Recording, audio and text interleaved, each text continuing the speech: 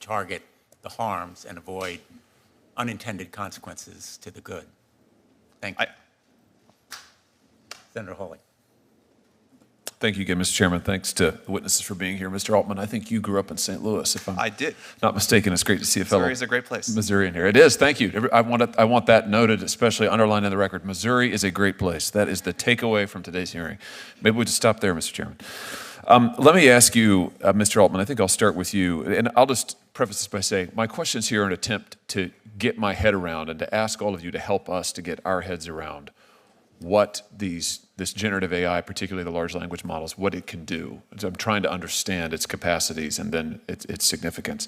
So I'm looking at a paper here entitled Large Language Models Trained on Media Diets Can Predict Public Opinion. This is just posted about a month ago. The authors are Chu, Andreas, Ancelabere, and Roy.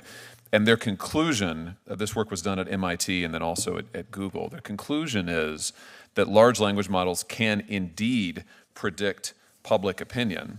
And they go through and model why this is the case. And they conclude ultimately that an AI system can predict human survey responses by adapting a pre-trained language model to subpopulation-specific media diets. So in other words, you can feed the model a particular set of media inputs, and it can, with remarkable accuracy, and the paper goes into this, predict then what people's opinions will be. I want to think about this in the context of elections. If these large language models can, even now, based on the information we put into them, quite accurately predict public opinion, ahead of time, I mean, predict, it's before you even ask the public these questions, what will happen when entities, whether it's corporate entities or whether it's governmental entities or whether it's campaigns or whether it's foreign actors, take this survey information, these predictions about public opinion, and then fine-tune strategies to elicit certain responses, certain behavioral responses. I mean, we already know, this committee has heard testimony, I think 3 years ago now, about the effect of something as prosaic, it now seems, as Google search, the effect that this has on voters in an election, particularly undecided voters in the final days of an election who may try to get information from Google search, and what an enormous effect the ranking of the Google search, the articles that it returns has come an enormous effect on an undecided voter. This, of course, is orders of magnitude, far more powerful, far more significant, far more directive, if you like. So, Mr. Altman, maybe you can help me understand here what some of the significance of this is. Should we be concerned about models that can, large language models, that can predict survey opinion and then can help organizations, entities fine-tune strategies to elicit behaviors from voters? Should we be worried about this for our elections? Yeah. Thank you, Senator Hawley, for the question. It's one of my areas of greatest concern, the more general ability of these models to manipulate, to persuade, to provide sort of one-on-one interactive disinformation. I think that's like a broader version of what you're talking about, but given that we're going to face an election next year and these models are getting better, I think this is a significant area of concern. I think there's a lot of policies that companies can voluntarily adopt, and I'm happy to talk about what we do there. I do think some regulation would be quite wise on this topic.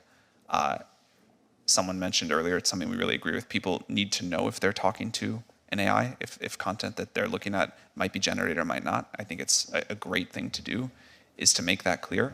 I think we also will need rules, guidelines about what's expected in terms of disclosure from a company providing a model that could have these sorts of abilities that you talk about. So I'm nervous about it. I think people are able to adapt quite quickly. When Photoshop came onto the scene a long time ago, for a while people were really quite fooled by Photoshopped images, and then pretty quickly developed an understanding that images might be Photoshopped. This will be like that, but on steroids. And the interactivity, the ability to really model, predict humans well, as you talked about, I think is going to require a combination of companies doing the right thing, regulation, and public education. Professor Marcus, do you want to address this? Yeah, I'd like to add two things. One is in the appendix to my remarks, I have two papers to make you even more concerned. One is in the Wall Street Journal just a couple days ago called "Help, My Political Beliefs Were Altered by a Chatbot." And I think the scenario you raised was that we might basically observe people and use surveys to figure out what they're saying. But as Sam just acknowledged, the risk is actually worse, that the systems will directly, maybe not even intentionally, manipulate people. And that was the thrust of the Wall Street Journal article. And it links to an article that I've also linked to called "Interacting," and it's not yet published, not yet peer-reviewed, "Interacting with Opinionated Language Models Changes Users' Views."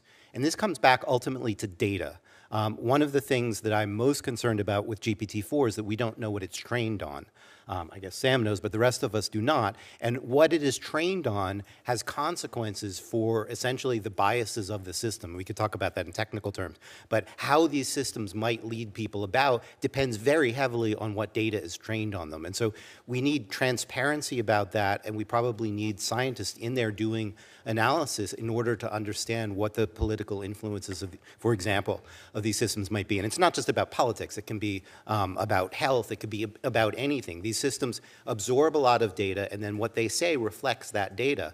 And they're going to do it differently depending on what's in that data. So it makes a difference if they're trained on the Wall Street Journal as opposed to the New York Times or Reddit. I mean, actually, they're largely trained on all of this stuff, but we don't really understand the composition of that. And so we have this issue of potential manipulation, and it's even more complex than that because it's subtle manipulation. People may not be aware of what's going on. That was the point of both the Wall Street Journal article and the other article that I called your attention to. Let me ask you about AI systems trained on personal data, the kind of data that, for instance, the social media companies, the major platforms, Google, Meta, et cetera, collect on all of us routinely. And we've had many a chat about this in this committee over many a year now, but the massive amounts of data, personal data, that the companies have on each one of us. An AI system that is trained on that individual data, that knows each of us better than ourselves, and also knows the billions of data points about human behavior, human language interaction generally. Can't we foresee an AI system that is extraordinarily good at determining what will grab human attention and what will keep an individual's attention? And so for the war for attention, the war for clicks that is currently going on all of these platforms, that's how they make their money. I'm just imagining an AI system, these AI models supercharging that war for attention such that we now have technology that will allow individual targeting of a kind we have never even imagined before, where the AI will know exactly what Sam Altman finds attention-grabbing. We'll know exactly what Josh Hawley finds attention-grabbing. We'll be able to grab our attention and then elicit responses from us in a way that we have heretofore not even been able to imagine. Should we be concerned about that for its corporate applications, for the monetary applications, for the manipulation that could come from that? Mr. Altman. Yes, we should be concerned about that. To be clear, OpenAI does not, we're not off, we don't have an ad-based business model, so we're not trying to build up these profiles of our users. We're not trying to get them to use it more. Actually, we'd love it if they use it less because we don't have enough GPUs. But I think other companies are already, and certainly will in the future, use AI models to create very good ad predictions of what a user will like. I think that's already happening in many ways. Ms. Marcus, anything you want to add? Yes, and perhaps Ms. Montgomery will want to too, as well, I don't know. But hyper-targeting of advertising is definitely going to come. I agree that that's not been OpenAI's business model. Of course, now they're working for Microsoft, and I don't know what's in Microsoft's thoughts, but we will definitely see it. Maybe it will be with open source language models. I don't know. But the technology there is, let's say, partway there to being able to do that, and we'll certainly get there. So we're an enterprise technology company, not consumer focused, so the space isn't one that we necessarily operate in terms of, but these issues are hugely important issues.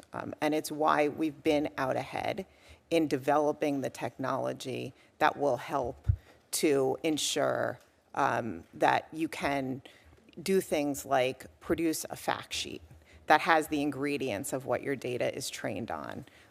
Data sheets, model cards, all those types of things, and calling for, as I've mentioned today, transparency. So you know what the algorithm was trained on And then you also know and can manage and monitor continuously over the life cycle of an AI model, the behavior and the performance of that model. Senator Durbin. Thank you. I think what's